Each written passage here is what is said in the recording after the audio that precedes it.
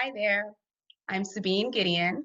I am an author, a coach, a consultant, transformational leader for leaders, for entrepreneurs, for executive CEOs. And I wanted to come on briefly to give some motivation to those who are in leadership in the country and certainly across the globe during these times.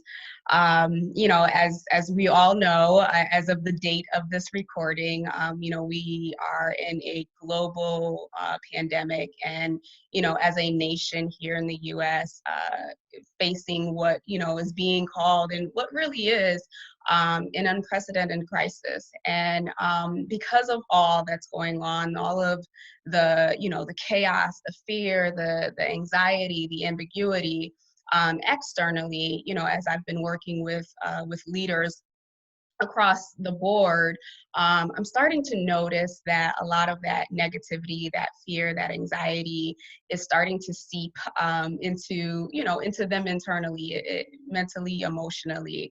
And so, because of that, I wanted to come on and just share, a few tidbits to help those who may be in that space, who are having trouble separating, what's going on externally from, maintaining who they are at the core, as leaders, as people who are strong, who are powerful, who are creative. Just wanted to provide some encouragement. So one of the first things that I would share in terms of like where someone might be today is that when it comes to crises like these, even though it can be said that this is unprecedented, even though there's a lot of ambiguity, even though there's a lot of anxiety, there's a lot of fear, there's a lot of chaos going on around us, right? But the truth to hold on to in times like this is that hard times don't last, right?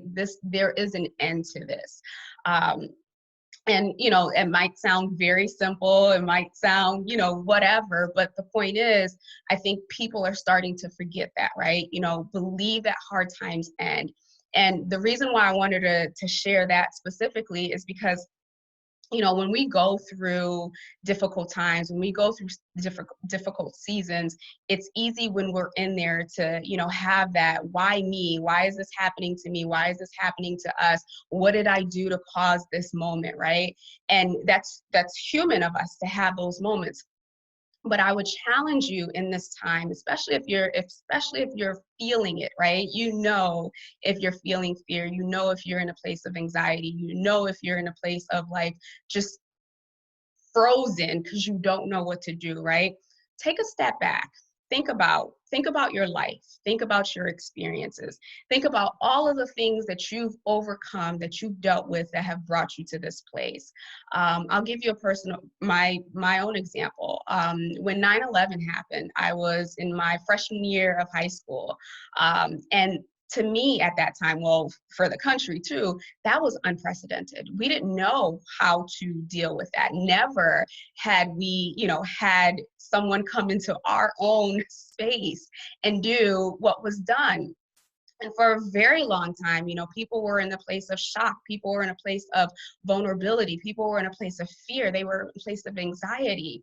But over time, we navigated through that. We learned how to put defense mechanisms in place so that that didn't happen again, right?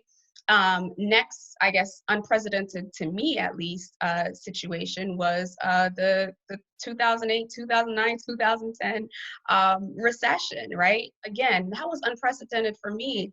And I was working in a large financial services organization. So I saw the impact firsthand internally within the organization. And then certainly, of course, what was happening externally. So again, another unprecedented, chaotic, fearful, anxiety ridden situation that somehow, not somehow, but that we were able to navigate, that we were able to move through, that we were able to shift through. I share these examples because, yes, we can say, well, this is not like 9/11. This is not like the recession, the Great Recession, as they call it. But the point is, in those times, for those people who were around, that had never happened before. And because we learned how to overcome them, I want you to draw back to, okay, well, what were some of the coping mechanisms that you applied when those things happened back then, right? Now, granted, some of those coping mechanisms may not work today because you're a different person, you've evolved, you know better, you've learned new things, right? So, assess what worked for me then. And, if it's not going to work this time, all right, let it go. But what are some of the coping mechanisms I developed during those traumatic times? How can I apply those here, now, in this particular environment?